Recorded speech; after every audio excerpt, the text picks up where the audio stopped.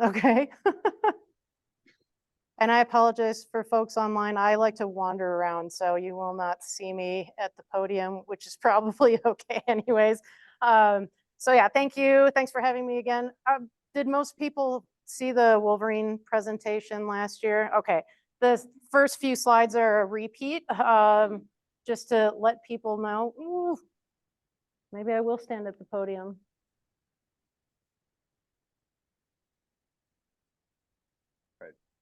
Hey, there we go. Thank you.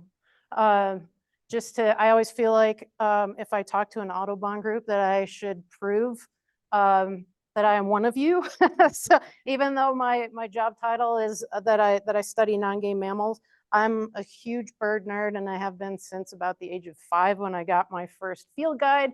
I always like to point out to like new technicians and things like that, that the bird guide that I still have in my truck is from when I was 11 years old. And it's like my favorite. It's the National Geographic one. So, and it still has my name and my teacher's name written in the inside cover. But I got my start, like you heard, at UW-Madison. And I did a whole bunch of bird research before getting like a full-time position. I also, as mentioned before, did some graduate work on how deer, when their populations are too dense, can do damage to plant communities as they target specific plants that they find delicious. And then all you have on the landscape potentially are the ones that they find distasteful. So that's what kind of moved me into like state wildlife management. And then right out of grad school, I was really lucky and got a job right away with Wyoming Game and Fish Department. For 16 years, I was a big game biologist or a game animal biologist in Gillette and then in Casper. So I got to work with all kinds of species like the ones you see up here. And then just 2.5 years ago, I switched positions with the agency and work in our non-game section now. So that includes basically any species that we don't manage with hunting licenses and harvest. So it ends up being quite a few species, including the examples that you see on the screen. Some people, I guess, are unfamiliar that state wildlife agencies work with non-game species because it's not in the limelight as much as the folks that work with game animals, and you don't see us necessarily on the landscape as frequently as those folks. But it's written into state statute of most states that that agency, the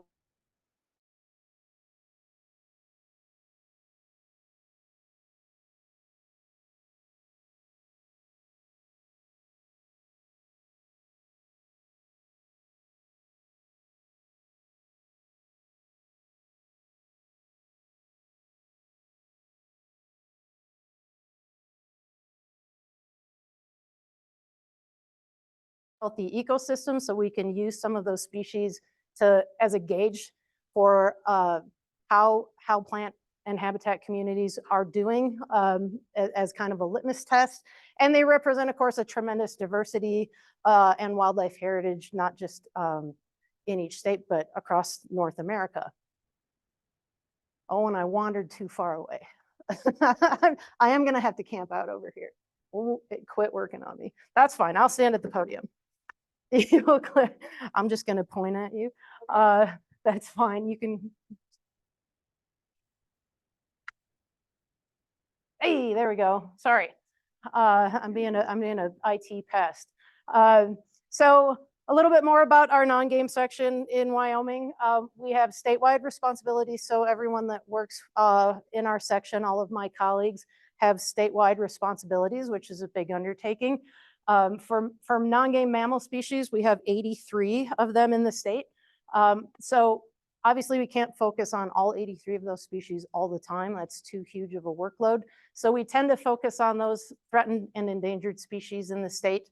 And we work a lot with federal partners and things like that, including this is a species that is being studied by a grad student working with our section. It's a Townsend's big-eared bat. Yeah, they're kind of cute in a weird way. Also very cute, pygmy rabbits. this is a species that I might be able to report on a year from now because we're going to initiate research here this winter on pygmy rabbits. Maybe, yeah. Maybe not this, maybe this species, maybe some other. I'm always happy to come down here. So, but what we focus on with a lot of these species, they're not like deer and elk and antelope and big game species where we can survey them and kind of get a feel for how populations are doing from the air or from the ground. These are usually smaller, they're less numerous, they're more cryptic. Some of them live underground, so it's harder to monitor them. So we work on things like inventories and looking at changes in time in their distribution. And that's what we'll talk about with swift foxes. We monitor those trends over time. Are they increasing? Is their range increasing? Is it decreasing? Are we seeing higher densities, lower densities of them? And then we can make management decisions from there. And then we can use that data to try to pinpoint what's influencing their numbers. Is there something changing with their habitat? Are there new threats on the ground that are influencing their numbers? And then make management decisions from there as well. Some of that decision making is like in the form of what we call recovery planning. So threatened and endangered species under the Endangered Species Act includes a section with a recovery plan for that species. So we follow those for those species that are threatened and endangered in our state, and then we work with the Fish and Wildlife Service and other agency folks and researchers on those recovery plans with the goal of delisting those species. And a lot of that involves answering questions that we don't yet know about some of these species. So we work again closely with research partners. There's lots of university professors, grad students, and entities like from NGOs, like non-governmental organizations that have the time and ability and staff to answer some of those questions by working with us, partnering with us. Sometimes we'll leverage funds for them, and then they can help us, and together all of us can work to recover some of these species and their habitats. All right, so just a quick rundown of some of the species that we're currently working on. Like I said, we can't work on all 83 of those non-game mammals at the same time. The first, well, this list just got longer this year. All of these, except swift fox that are on this list, are now ESA listed species. They're either endangered or threatened. So just in the last year, lynx and wolverine were uplisted to threatened, like nationwide. We do have a couple of bat species now that are listed as endangered in Wyoming, and then Preble's meadow jumping mouse, which you guys have here along the Front Range, and is this little guy here. Those are listed as threatened and have been since the 90s. And then of course, black-footed ferrets are one of the most endangered species in North America. So those are all species that we're currently working on. And then of course, we have this one, which we're going to talk about now. As soon as I take a breath, I kind of went through that fast, sorry. And I should say, if you have questions at any time, let them rip. And I'll try to remember to repeat them for folks online so that they can hear. But if I forget to, please remind me. So we're gonna go over 3 kind of parts of this talk. So first we'll talk about the life history and ecology of swift foxes. And the reason we cover this, I'll kind of give you some hints along the way. We'll segue then into how we survey and monitor the species with what's called occupancy surveys. And then I'll give you some results that we just got here this last winter to show and compare to previous years. And then I want to talk about a couple of other research projects that our agency partners with some of those outside entities, because they are doing really cool things that help kind of expand that capacity when within our agency, we're not capable of doing all of those things at the same time. So really cool partnerships and some cool work coming out of some of the stuff that we've worked with academia and some other entities. So life history stuff first. Has anyone ever seen a swift fox before? They do exist in this state for sure. And you have kit foxes in other parts of the state as well. They're very similar. Swift foxes are very small. They're about the size of a domestic house cat. And they usually weigh less than a house cat, depending on how well fed your house cat is. They're like 5 5 pounds or less. They're very slight. There's not a whole lot to them. People, I think, assume that they're bigger, but they're quite small. And IDing them sometimes can be tough compared to other canids, things in the dog family. And you can use some cues. Obviously, swift fox, like I said, are small, but sometimes when you see something far away, it's hard to gauge that size. So you can look for some other cues. They have a black tip tail instead of a white tip tail like a red fox would have. And keep in mind, this is kind of like your typical looking red fox. There's a lot of variation in their pelage. You can see, like you can find red foxes that have a lot more gray in them, and they can look a lot like this in their body color. So sometimes like fur or pelage color isn't like a very good gauge to decide what you're looking at. But swift foxes do not have these black legs like red fox do. So that's another thing that you can look for as a cue. And then of course they have, once you start seeing them, you'll see this little patch on either side of their nose. Red foxes can have a little bit of that. This is a good cue for if you think you're looking at a coyote, whether it's a young one or you're just not able to gauge that size from a distance. Coyotes do not have this on their face. And again, coyotes can very frequently have this kind of tawny color. So going by the color of them is not the best way to figure out what you're looking at. More on swift fox ecology. They are hard to see because they're nocturnal. Most of the time when if you're gonna spot one, it's in like late evening or very early in the morning, or when you're driving the highway at night. They love road corridors for hunting. So a lot of times you'll see them along roadsides, especially like country roads that are more rural, as long as it's in the right habitat type. They like short to mid grass prairies, and I'm gonna contradict myself on that later. But the main habitat type that they thrive in and are most numerous in is like a short to mid grass prairie, very grassy and not very shrubby, with gentle slope. So not a lot of rough country, just kind of like northeastern Colorado looking kind of stuff. They're dependent on dens for pup rearing and year-round refuge. So they don't venture very far from a den site for most of their life. Once they have a den site established, if they get disturbed from that, they will go and try to find or establish another den, but they use those all year round.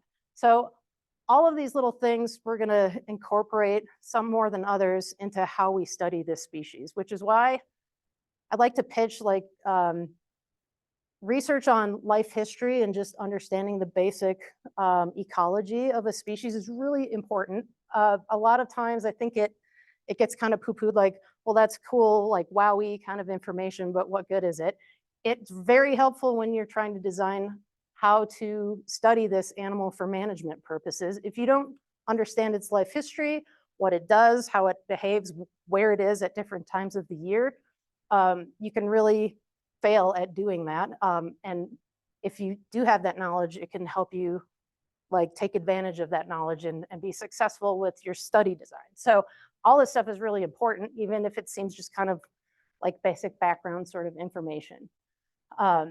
So they mate in the wintertime, December to February. Young are born about now, and you won't see them. They'll be in dens for quite a while. They usually have 4 to 5 kits. I've seen as many as 7 when life is good for everyone except for the parents. I've seen video of like 7 kits just chasing after an adult, and it's just like, oh, so I'm so tired. But when life is good, they can have larger litter sizes, and they disperse from, like, they outgrow their parents and become kind of subadults on their own in the months of September, October, November. This is an important component of our study design. Sorry if this is gross. I think this is a really cool picture. They're an opportunistic predator, even though they're that size of a cat. They will take advantage of prairie dog towns. They very frequently are found in big prairie dog colonies. They will eat rodents.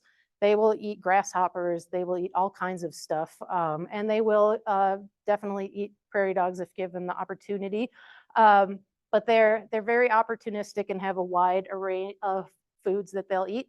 They will scavenge on things and have a great sense of smell, of course. And in the wintertime, if they find something, you know, like something decently sized, they will cache that in the snow and come back to it and eat until it's all gone. Again, these are all characteristics we're going to take advantage of in our study design. So historically, on the left here, in the kind of lighter blue or gray color is their historic range. And then in the darker blue color is their current range. And then these little colors up here are where we've done translocations of swift foxes to establish them back in their former range in several places. A lot of these are tribes. A lot of our native nations are very interested in having swift fox back in their animal community. And we'll talk about that a little bit later as well. But you can see their distribution got very constrained in the late 1800s into the 1900s for two main reasons. One is conversion to agriculture of a lot of the eastern portion of their range, and then also predator control type activities have reduced their numbers as well. On the right is their current range and distribution in Wyoming.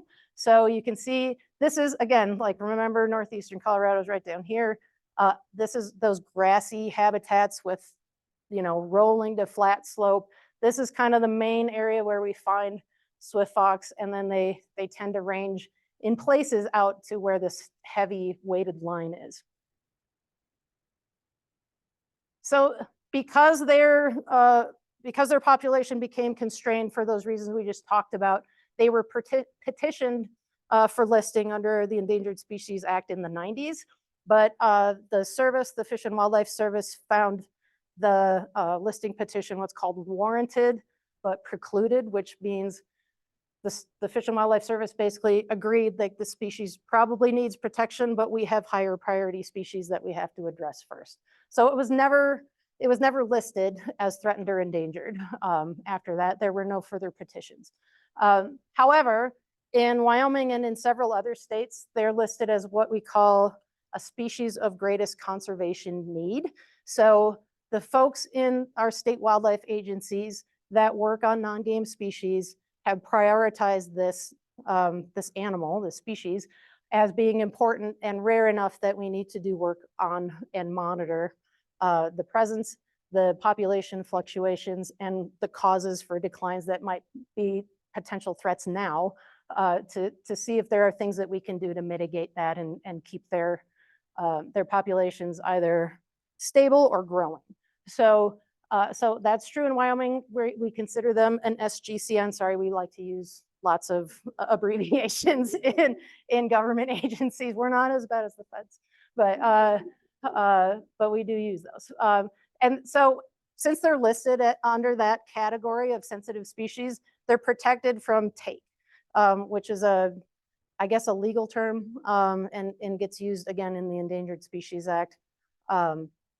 Take just means, Aaron, do you want to, like, sorry, my husband's here and he's a law enforcement guy. What is take? You can rattle it off.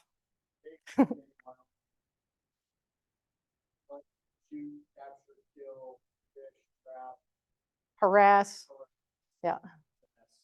All of those things. Yeah, thank you. I knew you had it memorized, and I don't. So it's like a long list. Basically, they're protected from being harvested or trapped. We do have incidental occasions where a trapper accidentally traps one of these, but they're not allowed to target them. They're not allowed to sell them, things like that. So they are protected in Wyoming. I believe they're also protected in Colorado, Kansas, South Dakota. Montana has a very brief trapping season on them. I think that's it. I think they're protected pretty much everywhere else in the continental US. So for all of these reasons, we're concerned about the species. We want to make sure that we maintain their populations if possible, make sure they don't have negative impacts or threats from things like energy development on the landscape, increases in agriculture, all of those other things that that change habitats on the landscape that the species is using. So we want to know how to know where they are, know their densities, and monitor that over time and see if the trend is like increasing, decreasing, what's going on, so that we can react appropriately.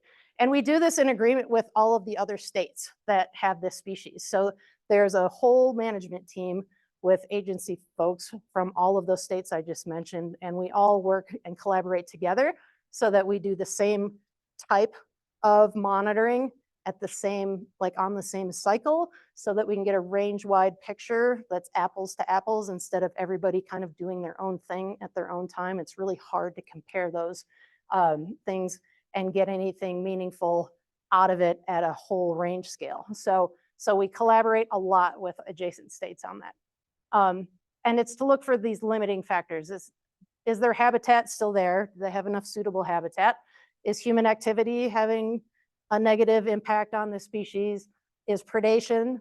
These guys are a target, even though they themselves are a carnivore. I think their #1 predator in Wyoming is golden eagles, which is kind of surprising. But these guys live out in the open and they're very visible. Coyotes are also another threat to this species. So we like to see if those things are having an impact on them. I mentioned like changes in habitat and landscape. These two maps are, this one's out of date and has a lot more of these colors on it now. I think this is probably at least 4 years old, but the colors on this map on the right depict where we have wind farms in the state. We certainly have more than that now than what it's showing. And then the blue on the left shows you where we have oil and gas development in the state. And you can see it takes up a lot of real estate. A lot of that is just open country that maybe some people don't see the value in, other than extraction of energy or putting wind turbines out on the landscape. But those areas are where we have a lot of our sensitive species. So we always have to work in cooperation with that development, because it's probably going to happen one way or the other. But we can make recommendations as to how they site those places, like like wind farms and things like that. We can influence the timing of when they do construction so that it doesn't overlap with breeding season of our sensitive species. We can come to like little agreements to mitigate the impact that those things have. And they certainly overlap where we have swiftwalks. So how do we do this? This is a nocturnal species. It hangs out underground. It's not something you can like fly in a helicopter and count, or even like drive on the ground and see in daylight very frequently. So how do we go about monitoring swiftfox populations? And the way that we do that is we look at and refine our and update the distribution from the data that we collect. We assess those trends, like I was saying, evaluate those threats, and then in cooperation with neighboring states, we do this on a 5-year cycle. Since we have all those other species that we're also interested in collecting information on, we can't look at these guys every year. I would love to. They're adorable. But we have to focus on other species like wolverines, like lynx, all of these other things that take up time and resources. So every 5 years, we go back and reevaluate. So again, this is the map that you saw earlier. So we use what are called occupancy surveys, and this is the same as we use for wolverines. The setup is different because we're dealing with a different species. So if you remember from the wolverine research, we had grid cells that are randomly picked out in their suitable habitat, and then we put trail cameras out with a bait out there, and it was at a certain time of year that maximizes the odds that we're going to have that animal out on the landscape, walk in front of the camera, and the bait is there to like encourage them to get their picture taken. And the setup is in wolverine habitat. This is very similar. So same kind of mindset. We have that grid, we overlay that with the whole state, and then we clip it to their habitat where we know that they exist. We're only looking at those squares, And then we take a random sample of those and we do kind of similar. We put trail cameras out. So when I say suitable habitat, again, we're talking grassy, pretty flat, rolling versus this rough stuff in the inset picture. That's not likely to have swift fox in it. Or so we thought. Our setup with our cameras is a little different than with wolverines. And with wolverines, we had left them out all winter because that's in some pretty remote and tough to access country. Swift fox, because it's like flat stuff, there's more ag, there's more roads. We can actually get out there on foot in vehicles pretty easy. So we don't have to leave the cameras out all winter. Instead, we take those squares that we randomly picked and we put 5 cameras instead of 1. And then we leave those out for 5 nights. And then we collect them up and then we can sample a whole lot more grid cells by just taking those cameras and moving them and moving them and moving them. So it gives us the ability to get more samples than we can with the Wolverine project. So we attract foxes in a similar way as the Wolverine stuff. So we have a wooden stake that goes out in front of the camera and it has some really stinky stuff on it that foxes love. It's literally just skunk essence, but it's awful. It's not like driving past one that has been hit on the highway. It's like a punch in the face. So kudos to my technicians for dealing with that stuff all season. And then remember the dispersal time for kits was that like late summer, early fall. That's when we're targeting our surveys. So it's when we have the most movement of foxes on the landscape. We have young ones that are dispersing from their maternal territory and going out, venturing out, trying to find a place of their own. So it gives us a higher likelihood of getting them on the camera. So we're taking advantage of all of those life history things that we know about them and using it to our advantage in these surveys. So here's one of my techs. I had to get pictures of all my techs, I felt like, in my presentation because they worked their butts off. So we're putting a camera on like a little rebar mount that goes about this high off the ground in that grassy habitat. Typically, we're putting a stake about 8 paces or 2.5 meters in front of that. The camera will focus on that. And then we're putting that smelly lure on there. This was the day that we mixed the lure. They look really happy, but that's like the first day of work. So I think they were just happy to have a job and maybe regretted having to smell like a skunk for 3 months straight. But you're putting, it's basically that skunk essence mixed in Vaseline so that it's kind of a solid. And you're putting a smear of that on top of the steak. Oh, they love it. Wait till you see. So that's what's called a long lure, if you know anything about trapping. It smells for a long distance. It attracts animals from pretty far away because it is so pungent. And then for a short, like a close-up lure, we have a little fish oil that we kind of spray on the bottom that they also very much enjoy. So this is what you end up with from the cameras when you succeed. We get swift foxes that show up that are very interested in those lures and they get their picture taken. And then we know that that grid cell is occupied by swift fox. And then we do that over and over again in these randomly selected squares. For scale, you can see how tall these little guys are compared to their counterparts. So yeah, very easy. This is much easier to do on the camera than it is when you see one out in the distance because you don't have like a point of reference when you see them running around in every circumstance. These, you have like a nice little thing for scale right next to them. So obviously red fox, black legs, little white tip tail, and much bigger. And then much bigger, we have coyotes. That's a big coyote, by the way. I took an extreme example there. That's a big boy. But they love this lure. They love it. This is my favorite picture, I think, from the season. He's just like, oh, and he like pulled the stake down with him.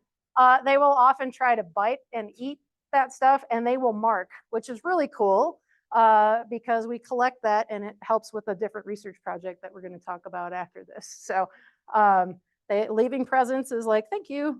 We can use that for research. But they very much are attracted to this lure, and a lot of other species are as well. Like I said, this stuff smells really, really pungent. So we get lots of other visitors that are entertaining when you're looking through all these pictures. I left out, I should say, so we had 113 grid cells that we covered with 5 cameras each for 5 days apiece. That's a lot of what we call trap nights. 75,000 pictures to sort through. And most of them are cows. Cows are the worst. And they will lick the camera, rub on the camera, knock over the camera. They make a mess. These guys mostly just visit and don't disturb anything. And you get to see some other cool species. And this isn't just for fun. All of these get recorded. The location of these stakes is all recorded. It goes into our statewide observation system. So we use this. In fact, I'll be using some of these other what we call mesocarnivores, so like mid-size carnivores that we have on the landscape. That includes badgers, skunks, bobcats, and of course the other canids. And we'll use that to compare, did swift fox visit these same sites, or if a coyote is like if we have coyote visits at these grid cells, do we have fewer swift fox visits? Are they spatially kind of avoiding one another? So we can use, even though this is kind of by accident, these extra pictures, they're still useful, and we can find ways to take advantage of all that stuff. But mixed responses. Like that was yeah, kind of like a distasteful. yeah. Oh, there's pictures. I left them out, like this tasting. It's funny because the cameras take a burst. Like if something triggers the camera, it takes 3 pictures in 3 seconds, and then it waits 10 seconds. And then if something moves again, it takes 3 more pictures. So we get these little sequences where you have a swift fox biting that lure. And then the next picture is like, like, sorry. But it's kind of, again, it's comical, and it's good entertainment when you have to sort through 75,000 pictures. So yeah, this is we have a few newer cameras.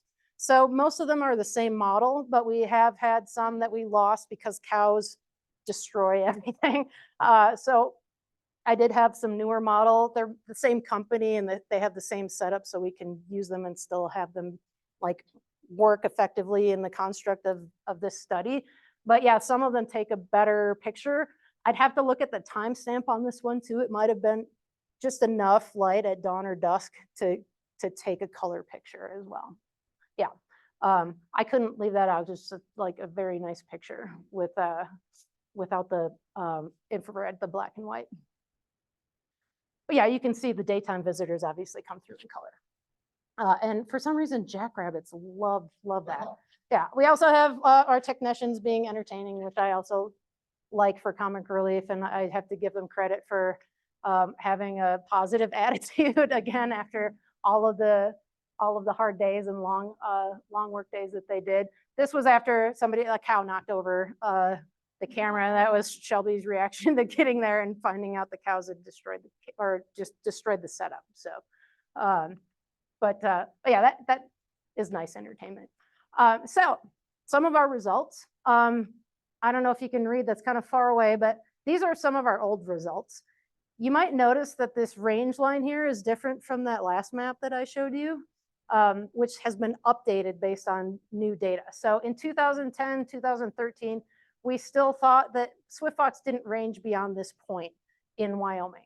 So that's where we did all of our sampling. And you can see a lot of the places, the dark green are where we had a fox on the camera. And then the light green ones are just the ones where we did not. We had a camera set up in those grids, but we didn't have a swift fox on them. So you can see a lot of, in 2010, the positives kind of line out pretty well with where we thought their distribution was. We have a few outliers where it's like, oh, we have swift fox out here. That's why this range line is out here, because there's always some exceptions to the rule. In 2013, you'll notice we didn't sample any of those places outside of distribution. This is actually an internal resource issue. We did not have the personnel to do it because my predecessor was pregnant and had a baby. So things other than science sometimes influence what we can do with our research and our survey work. But we had a couple of technicians who were able to at least cover the distribution portion, that gray portion of where we thought swift foxes were, and you can see they're still there. So that's better than nothing at all. So we'll take it. But then from 2014 to 2017, we started getting reports both from our agency folks on the ground and also from the public, confirming that we had swift fox in these places like beyond this black line, like out here where we didn't think we had good swift fox habitat. So as a result of that, as a reaction to all of that new information, we expanded where we sampled. So we didn't just confine ourselves to what we thought was suitable habitat for swift fox. We started taking more and more random samples out in the western part of Wyoming. And when we did that, again, here's 2010. We took 2013 out for this comparison since that study was so truncated. You can see we added all of this extra sample area. You can see all those light blue boxes. The dark blue boxes are where we got hits, where we got swift fox on the cameras. So you can see this huge stretch here. Does anyone know what is right there in central Wyoming? Matt? Yeah, it's tribal reservation. And there's a ton of prairie dog town out there. There's tons of prairie dog colony. So yeah, this is part of the Wind River Indian Reservation where we got all of these hits out here. We also, yes. The bighorns are in this northern area. So here's Bighorn County and Sheridan. This line is kind of along the eastern slope of the bighorns here. So the mountains are kind of right here. Yes. Yes. When you found like the distribution, did it overlap with like development? Did it avoid development? How did you find like when you put that up against developed areas? So in 2017, when we got these results, we did do an analysis of like comparing the like modeling basically a layer with all that energy development to see if they avoided or if there's a relationship of any type there. There's like a very mild avoidance, but it's kind of counteracted by their love of roads as hunting corridors. So all that energy development creates more roads on the landscape. This species actually takes advantage of that. Not every species is going to have that positive relationship with something like that, but they love those corridors for hunting. So they use those. It also disturbs the soil in some places, and that gives them a bit like looser soil for denning, which is, again, that important thing. They always have a den that they go to, even when they're not breeding. So that's an important life history component that they need. So those looser, sandier soils are important to them. If energy development helps kick that up for them, just as a byproduct, I mean, they're not doing that on purpose, but swift fox will take advantage of that. They'll also den underneath those outbuildings that get set up on the landscape where you'll have like an oil well or a gas well. And a lot of times there's a structure to protect a gas well. It goes over the top like a metal shed. They'll go right underneath that and use it as a den. So it kind of, this is a species that doesn't seem very sensitive to that type of development. I'm more interested now that we have more wind and solar development going on, how that might impact them. There's, again, those roads that they will take advantage of, but there's different levels of predation, like their prey items might be less numerous when those activities are going on the landscape on a grand scale. So that's another research idea or step that we're going to take after this, hopefully, to look at those new types of energy development and if it impacts these species. Any other questions? Yeah. Oh, yeah. Oh, gosh. Oh, I'm sorry. Yeah, repeat it. Oh, thank you. No. It would seem since you're scavengers that the wind turbines might be an advantage for them because they're killing birds like crazy. All true. So the comment was that they might actually benefit from wind development because of all of the strikes from birds and bats that end up underneath those. They could take advantage of those, certainly. I know that other mesocarnivores also like those corridors as well, and that's competition for them. So it's going to be hard to tease out all of those components because some of those are going to be beneficial to this species, some of them are going to be detrimental, and trying to measure the scale at which those things impact this animal, that's why that's another topic of study that I think is going to be interesting. Those birds and bats do not last very long on the landscape before they get very desiccated, though, because we have bat researchers and bird researchers that are concerned about that. Any other questions? Yes.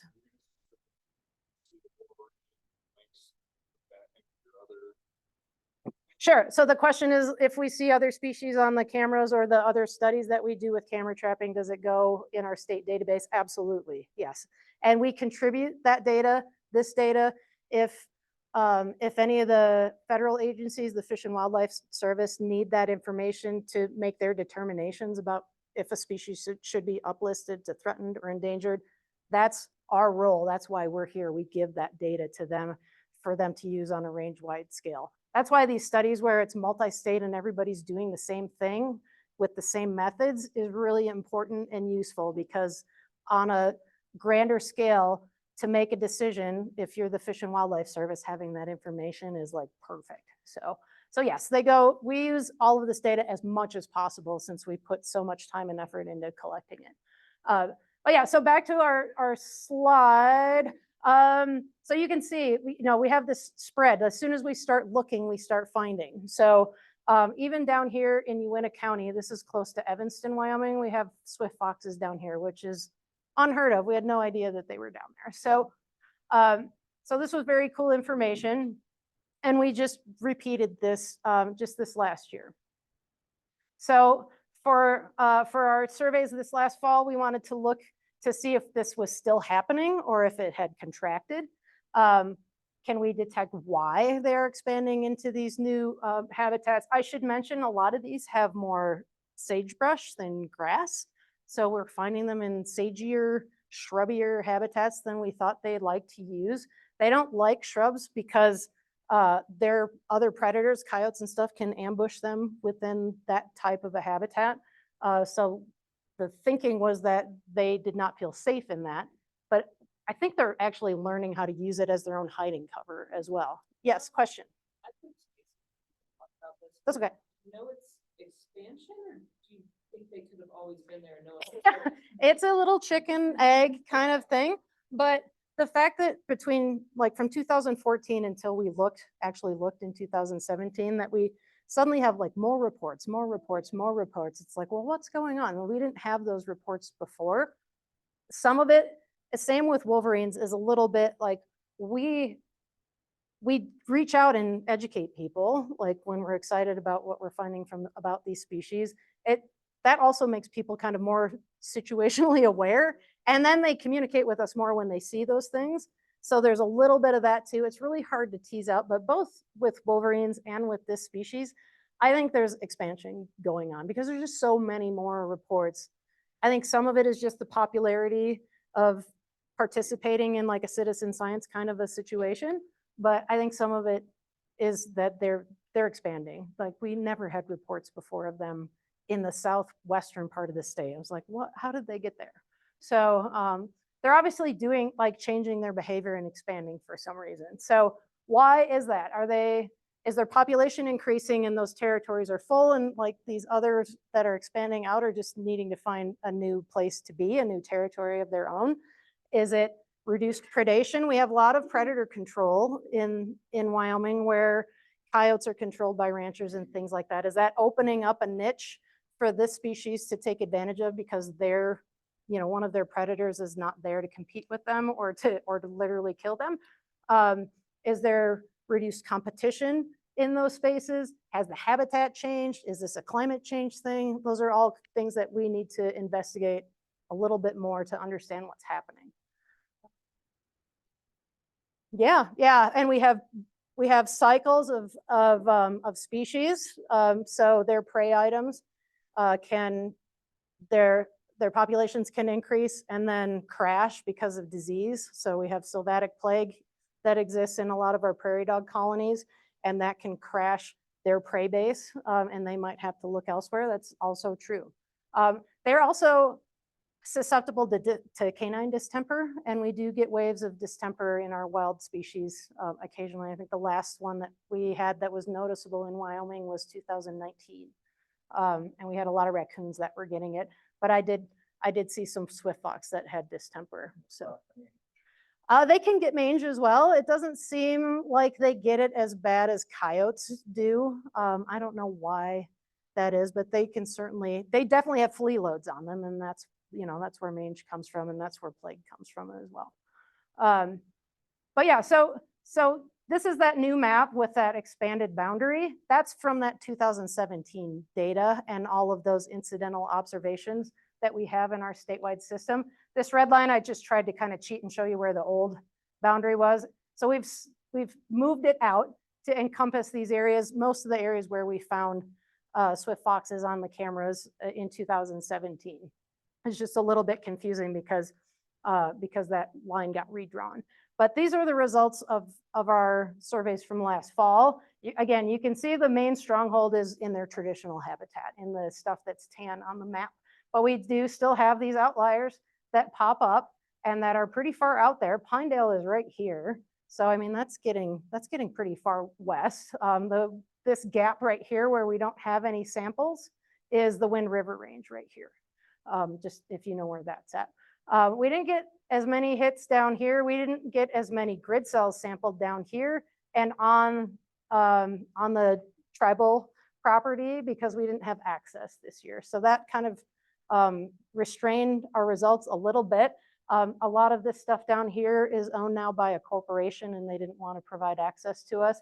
Luckily, it's sad that we didn't get access for this study, but luckily I just found out 2 weeks ago that they are now allowing us to do wildlife surveys because we're missing out on surveying sage grouse and a number of other species out there. And now they're playing ball with us, which is great. But we're going to continue looking at these areas to see if we have continued and consistent presence of swift fox in these new shrubbier habitats and kind of study why that is. Are there any questions about the occupancy survey stuff? I didn't want to get in the weeds with our numbers. I think the map shows you the main stuff. Yes. What kind of planning goes into grid selection? You probably have to bounce that off. Yeah. So the question is, how do we pick our grid cells? So those first ones, like I said, were clipped to suit what we assumed was suitable habitat, and then that western stuff we just expanded to include any habitat that wasn't a mountain range and didn't have such a rough slope that it wasn't suitable habitat for what we still think swift fox need, which is still that kind of flat to rolling country. Then we, regardless of land ownership, we random sample because the foxes don't care who owns the land. And we shouldn't sample specifically for public land, state land, and avoid those landowners that don't cooperate, because on a 5-year cycle, things change. We've certainly had people change their mind. We call all of them every 5 years and ask permission for access if we need it on private lands. We get a lot of cooperation, actually. It's pretty impressive. It's just that for a number of years, that area in southwestern Wyoming was bought by a corporation that just didn't, for legal reasons, want to allow our folks on the landscape. They thought it was a liability, and now we have something in place to make them feel safe. So we try not to use land ownership as a constraint, even though sometimes we get told no. We certainly get told no. Does that answer your question? Okay. So quickly, I want to talk about a couple of other studies that Wyoming Game and Fish and our non-game section is working on to answer some of these little extra questions that we can't answer with occupancy surveys. So the first one is a swift fox range expansion ecology study, asking questions about these foxes that are in these shrubby habitats in these places that we didn't think that they could exist and succeed and reproduce and be happy. Why are they there? How are they there? Are their range sizes different? Are their diets different? Are their predators different? All of these different questions. So we're doing that with a lab at University of Wyoming and a grad student named Kelsey Buxbaum. And then there's a couple other grad students that will start answering the questions after she finishes her master's that are kind of offshoots of her work. And then we're working on a translocation project of swift foxes to Fort Belknap, Montana. So for the range expansion study, I think I just already verbalized everything that I put on this slide for you. So that research is looking to fill those knowledge gaps that we have. Again, the more we know about the life history and the ecology of these species, the better we can do at making good management decisions. So if we didn't know they existed in these habitats, we wouldn't know if development is happening to ask those developers to, operate under these certain constraints, like avoiding den sites or only developing or being active on the landscape at certain times of the year that have less impact on this species. So the more we know about where they are, what their habits are, what their needs are, those are the things that we need to do, that's the information we need to have in order to make informed management decisions. So, yeah, we're working with some grad students who are learning how to do research by answering these questions with us. And it's been a really great partnership. The Bureau of Land Management also is a partner on this and is the main funding source for this project, I should say as well. They're a great partner. So for Kelsey's study, she's put transmitters on 55 swift foxes and studied their movements, their home range sizes, and their breeding success, their mortality rates. She tries to go out if one perishes, she tries to go out and figure out what happened to it. Did it die of a disease? Did it get hit by a car? Did a predator get it? These sorts of things she can get answered if she gets out there quick enough. Some of the initial research that answers that she's found from her research, they do have larger home range sizes in these shrubbier habitats. So that means they're having to roam out farther to find the resources that they need to make a living, which makes sense. But it's taking them more work over more space to eke out a living in those shrub habitats. And those swift foxes have become more active at sunrise in areas. Again, this is where we use that coyote data from our cameras. They're more active at sunrise because coyotes are less active at sunrise. So they're changing sort of their temporal daily activities to avoid coyotes in some of these places where we have those more present. Again, we get to talk about poop. I just love this picture.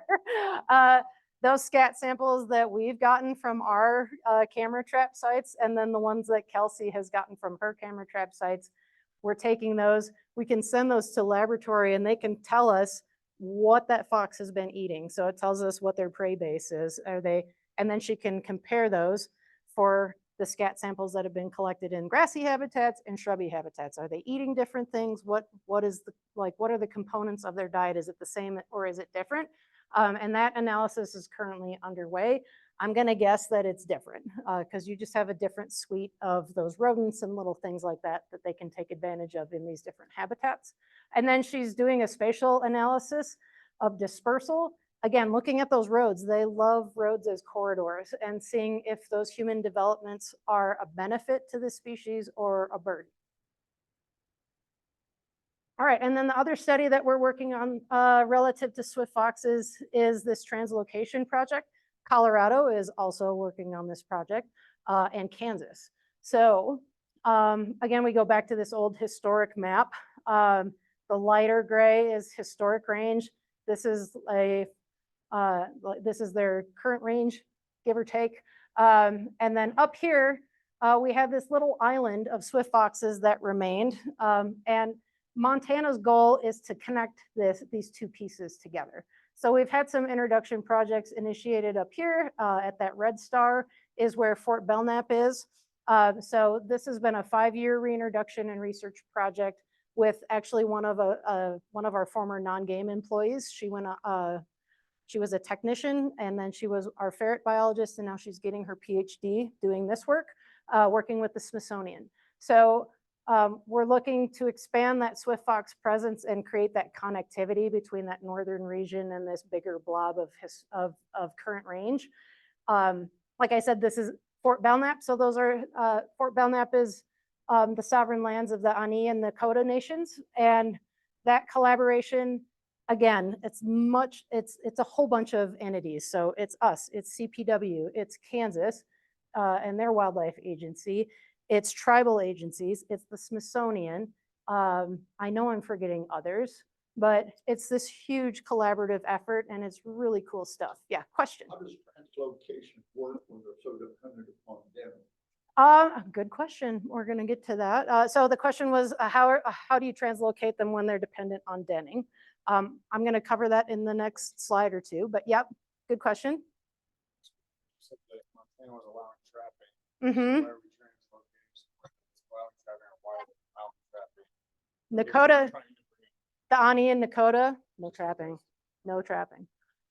And Fort Belknap has reintroduced a whole bunch of their sensitive species back onto tribal lands. They have bison, they have black-footed ferrets, and now they have swift foxes. They're very cool to work with. And they are, I know, they're very invested. For whatever it's worth, it is a extremely conservative trapping season. And they are also seeing this expansion in their survey work like we are. Any other questions? Okay. So that is a swift fox collar, that little tiny thing. This is the final year this fall that we will be participating and giving foxes to this project from Wyoming. Last year they got foxes for the project here in Colorado. So all of those foxes, and the reason we're translocating foxes from different places is because there's a little bit of genetic variation there. The hope is that all of that genetic diversity, when they're introduced into a new place, will give them kind of an advantage, a genetic advantage, instead of just picking from one area. It also takes the pressure off of one state to also select from multiple states. So it's win-win. All those foxes that are, they're caught in live traps, in a tomahawk trap, baited with bacon, which I think is awesome. Like, oh, it's not just me that likes bacon. All those foxes undergo a health assessment, which is what you see going on here. This is our state wildlife vet, Sam Allen, and these are all of her crew. These are Smithsonian folks here that are experts at handling this species and a couple of others. Those different capture locations are, like I said, used for genetic variation and to kind of spread things out. But they have 22 foxes left on their permit that will be captured this fall in Wyoming, and then that will be the end. I'm repeating myself or getting ahead of my own slides. The results of this statewide occupancy survey that we just did was a contingency for them to be able to trap this fall. If we had seen a crash or something majorly terrible in our results from our camera trap survey work, then we would have cut that permit off and not allowed this last bit of translocation. But since they're doing just fine, I think we're good to go. So you can see how some of these things interact with each other. I think that's it on that slide, other than a very cute fox that's not too happy to be in a cage.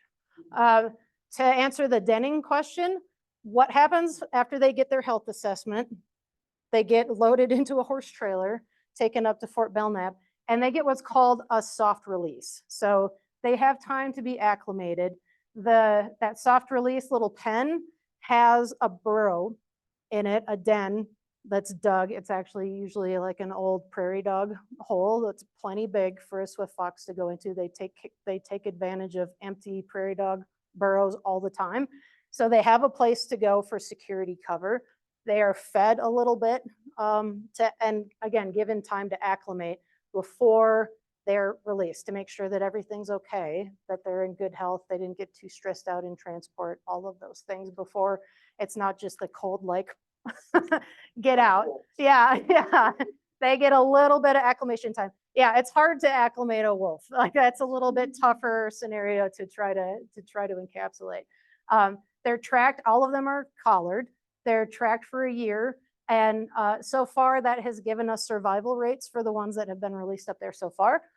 They have a higher survival rate at this release site than they do in any of the research that's been done in other places as far as their survival goes. So excellent sign that they're doing great. Most of them have also stayed within the confines of the tribal lands. Some of them have dispersed out. That's to be expected. And it's actually okay for that to start to happen because that's, again, creating that connectivity potentially with kind of that main blob of where we currently still have swift foxes in the rest of their range. And we've already had kits.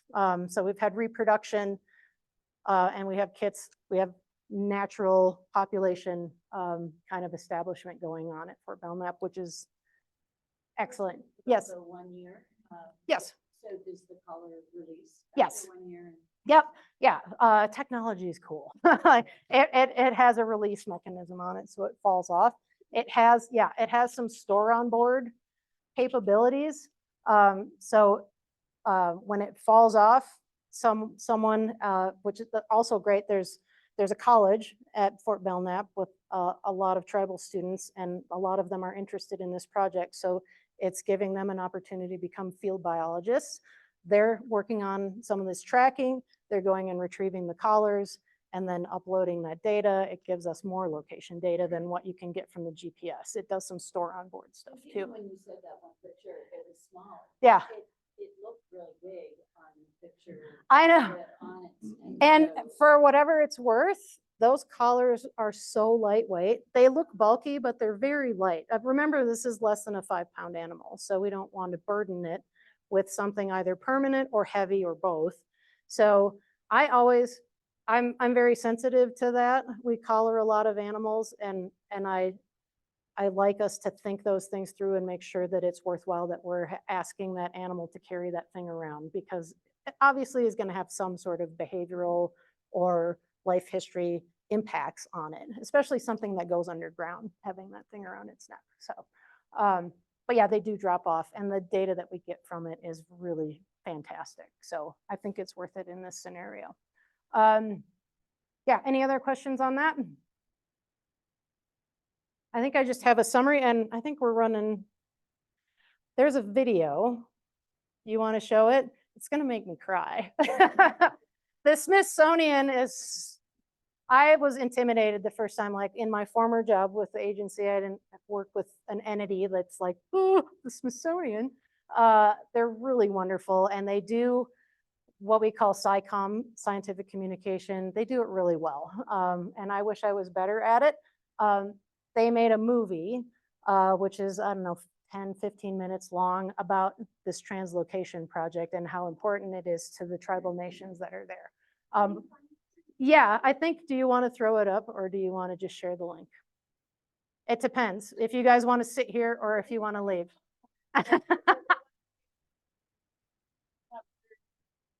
All right, I might have to step out of the room. But yeah, just to summarize before we get to that, and we can do questions quick before we run that if you want. But yeah, you can see how all of these things kind of piece together. And we still have so much more to learn about the species, but all of that stuff helps us inform management. You've heard me say that like a million times through this thing. So again, I know I forgot somebody, but look at all of these different entities that cooperate on this project. It's really impressive. Sometimes it's daunting and I forget who I have to communicate with to keep everybody on the same page, but tons and tons of people, all the landowners that let us on. We send them a thank you note, a letter, and give them pictures from the trail cameras. It's a really, it seems like tedious because it's hundreds and hundreds of landowners, but it's so worth it. That little bit of communication and showing like, hey, thank you. Here's a picture of the stuff we found on your place.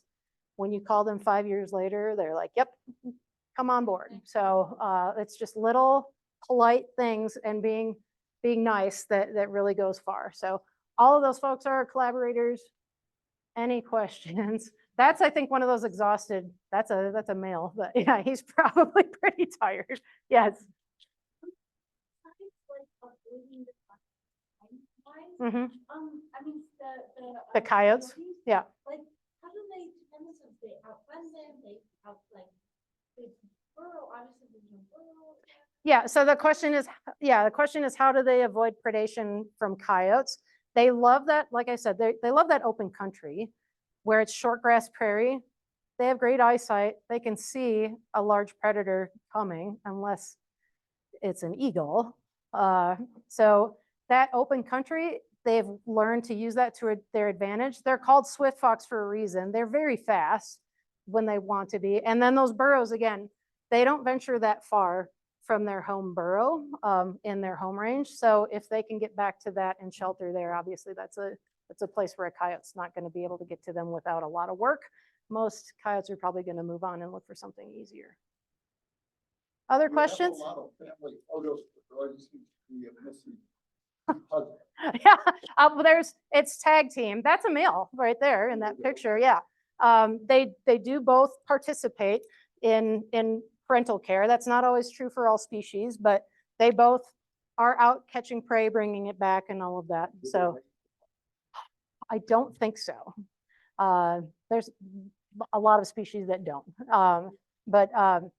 and their lifespan is not very long. Most of them only live 2 to 3 years. They have it's a very short lifespan, which is why when at Fort Belknap, we see that they're surviving better. So they have about a 65 to 67% survival rate on an annual basis, which is higher than if you look at all the other studies that have been done on the species in their natural, like in their current range, it's about 45%.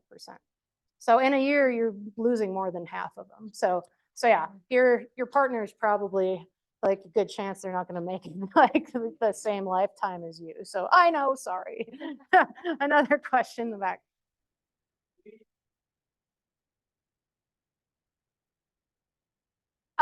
They will pick, if they can, one primary den site. If they get disturbed by whatever, human development or otherwise, they will pick up and move if they can. It depends on the time of year. If they have kits, obviously that's harder and more dangerous for them to do.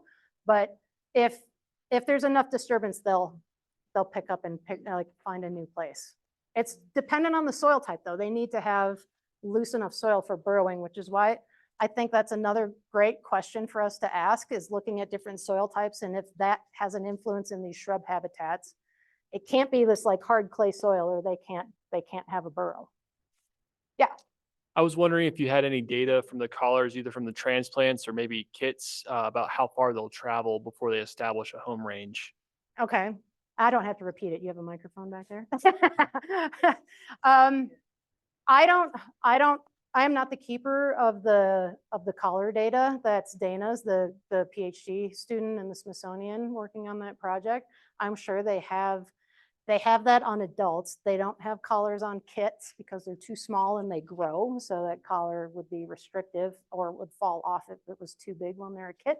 So we don't have data on the kits currently.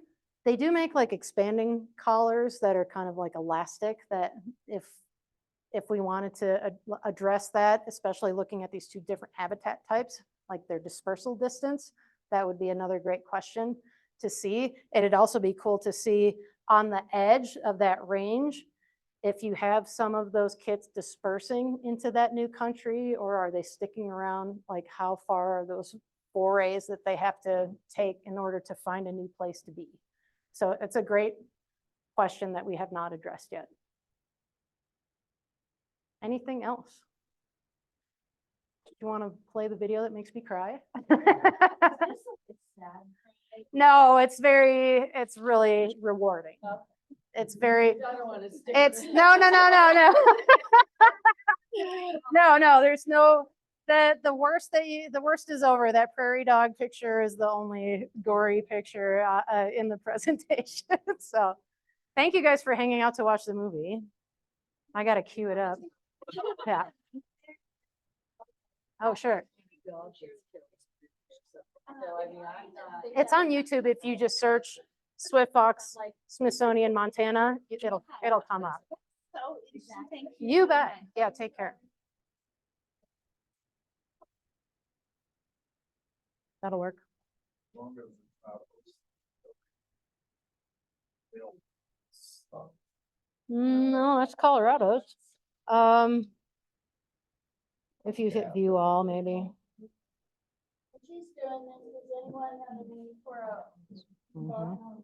Should I recycle? Oh, yeah. Wedding from. Oh, and do you have enough sound? Will it play sound? Yeah, maybe just tell the folks online. Sometimes it works. Videos work well. Sometimes they don't. On Zoom. Yeah, if you guys didn't catch that, sometimes the videos on Zoom might not work and you might have to look this up. Quick. Yep. Yeah, that's So good sound. So I'll put the link in the chat for everyone online, just in case it doesn't work right. Yeah. It'll be on the Facebook page as well.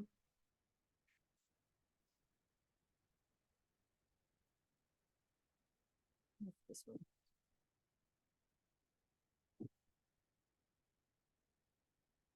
Thanks for sticking around for another 15 minutes.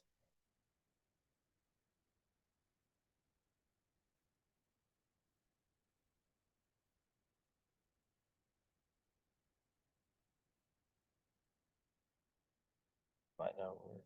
No sounds. There it goes. It's just behind. Newly started reproduction here on the red, try to find what it's ready at. See if that's quickly.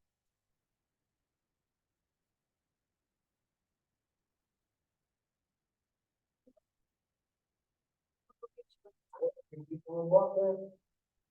Yeah. Yeah. Long bill, turtle. There's a variety of animals out here. You can see, they'll be looking some. We've been driving around for about a week and a half. A lot. Yeah. A lot, yeah.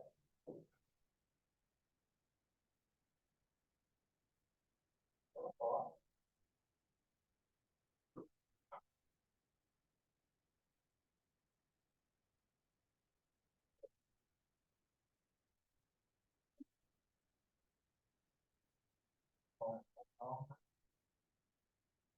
We're setting up a camera, a game cam, out here, on the outside of this radar cam. Hope you see a little box. They setting up like a lure, pretty sure it's like a skunk pheromone. Set it about 3 feet from the camera, hopefully get a shot. And it's so far. Oh, it smells from here.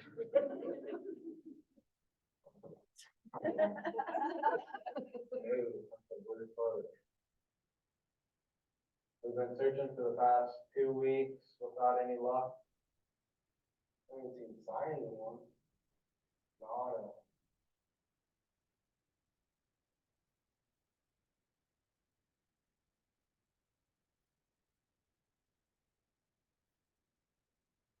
Those rolling hills are beautiful. The smells are different, and there's a quietness that you don't see other places. I am a mother, a rancher, a great cook, and I'm also a practice tradition of the Amish tribe. The land is the most important to us. Our customs, our language, our history, we all go hand in hand. In 1905, our tribe was down to 300 people. We were part of the vanishing Indians. The victory isn't that we won a big war, the victory survived, and we're still here. That's our victory.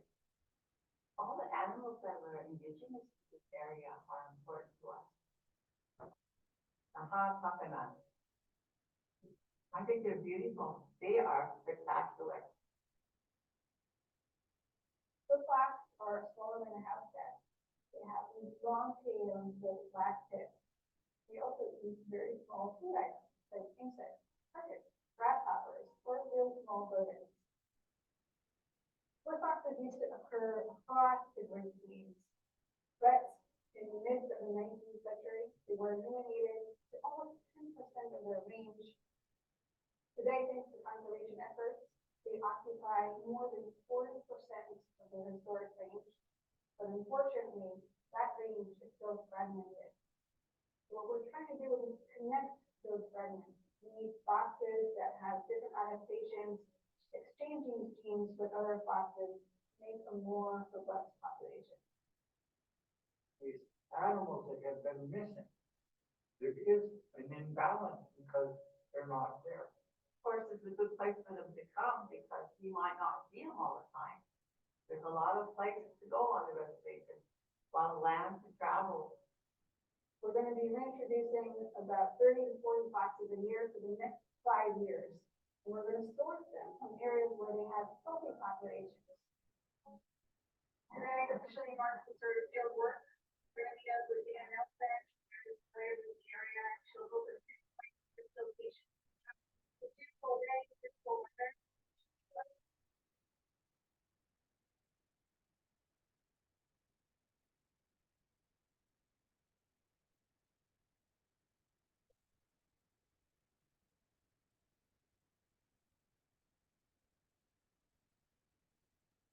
There we go.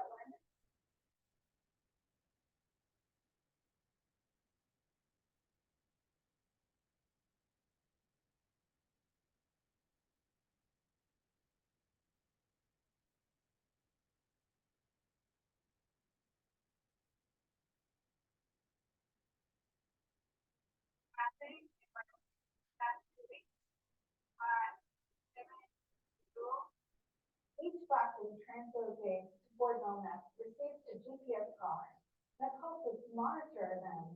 We want to know who is surviving, where are they going, and are they able to establish a home range?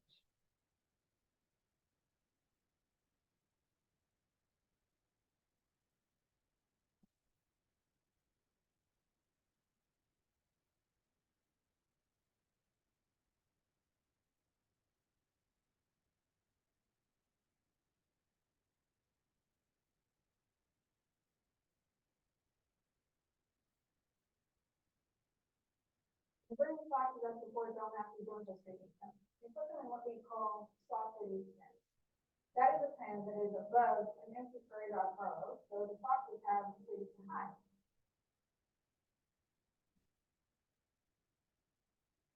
We feed them for up to 5 days. Here we are.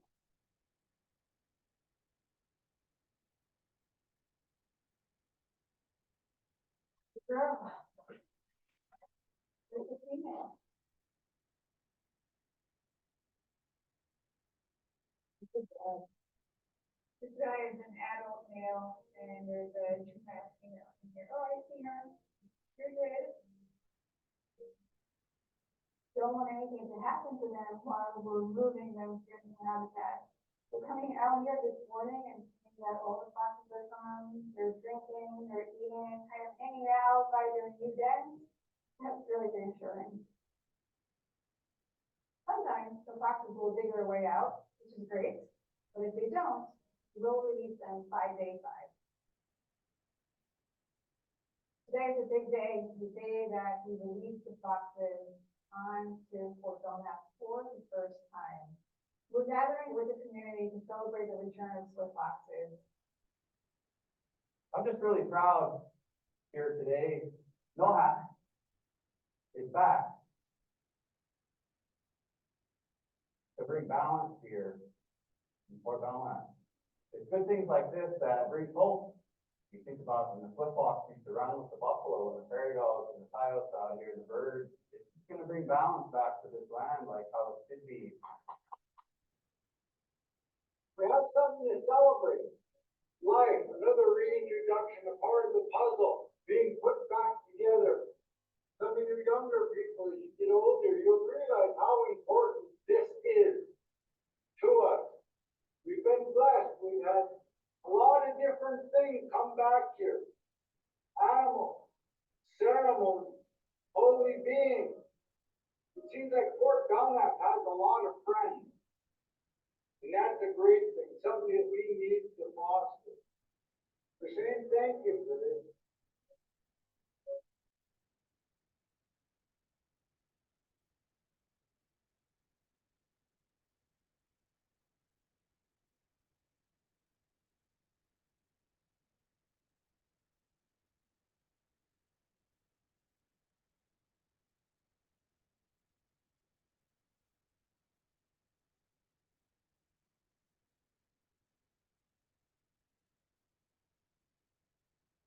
the way I do. They're a part of it.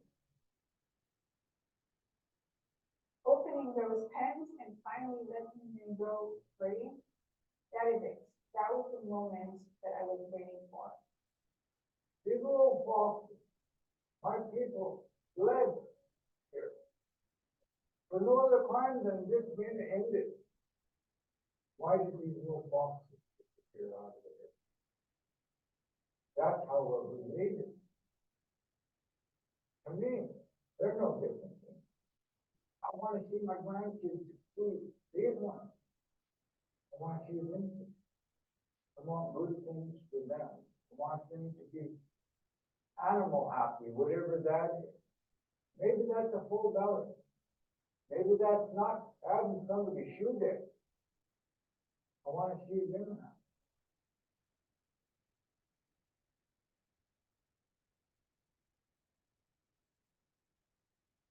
Each box, remember that we have a GPS color. All the 87.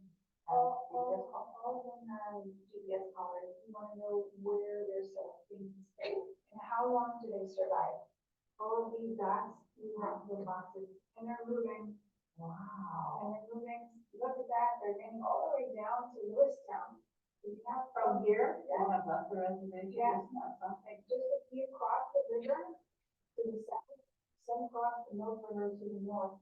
We Yeah. have a Janet 317 now that has 6 of them, so that's what we're going to be searching for today.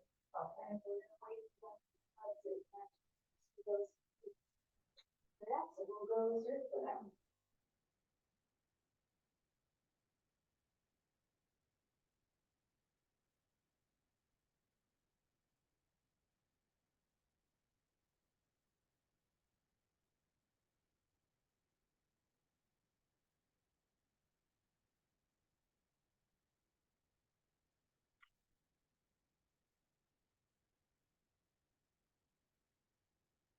It's really great to see something that you haven't seen for a long time.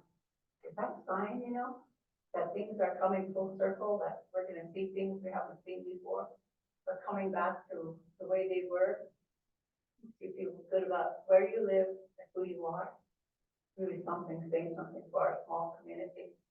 I'm proud to be a Ani today.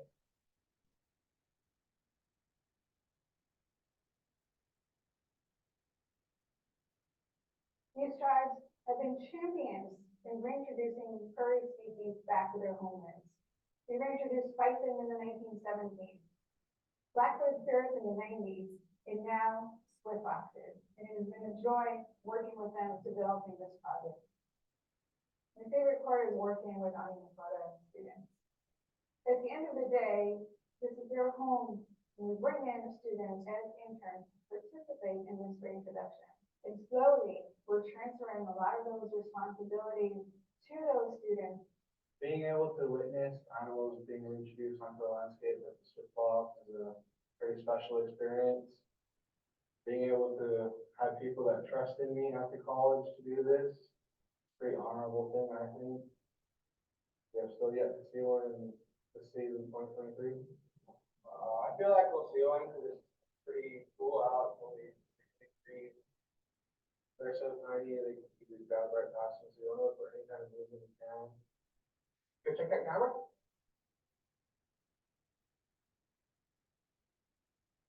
$3,000 photos of grass.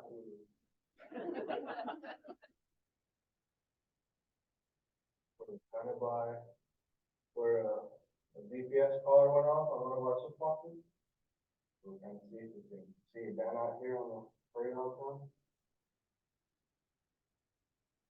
What's that way out there? What a thought. Oh, yeah.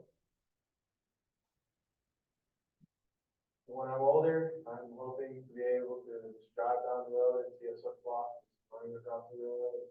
I'm hoping they get stable enough to where they can just handle it themselves and you don't have to be introduced anymore and breathe and keep going. They'll have stories about the box stuff.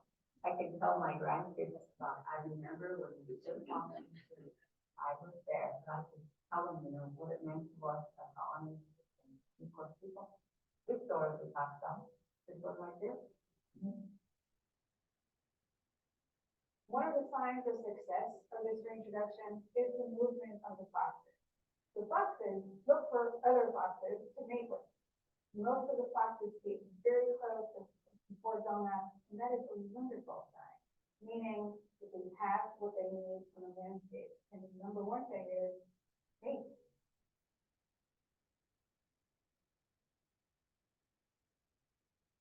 You know, sometimes something is doing, you know, we hope for them to come back. And that's part of the fox, they came back too. Like we did, and like the bison did. Now they're here, they're reproducing in a place that they were gone for decades. Can't explain that feeling, because we did it as a team, we brought them back. At night, when I go to sleep, I know there's a piece of the puzzle. It's here now, and it's up to us to figure out what's gonna happen, how we're gonna go about it, and what we have. That's something to look for.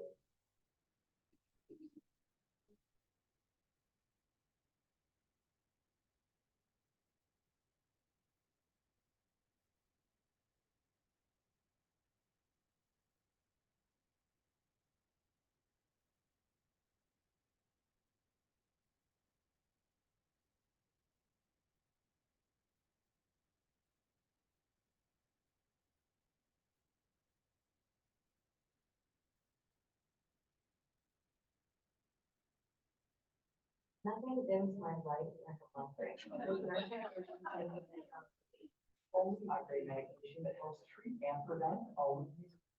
I just want to say thank you to Heather one more time for making the trip down here to be with us this evening.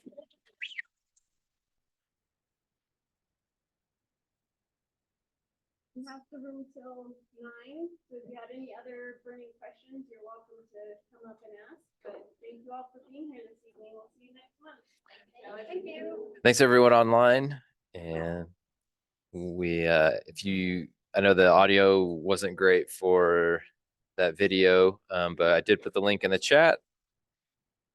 And we'll put it on Facebook as well if you don't see it in the chat. And we look forward to seeing you next time. Have a good night.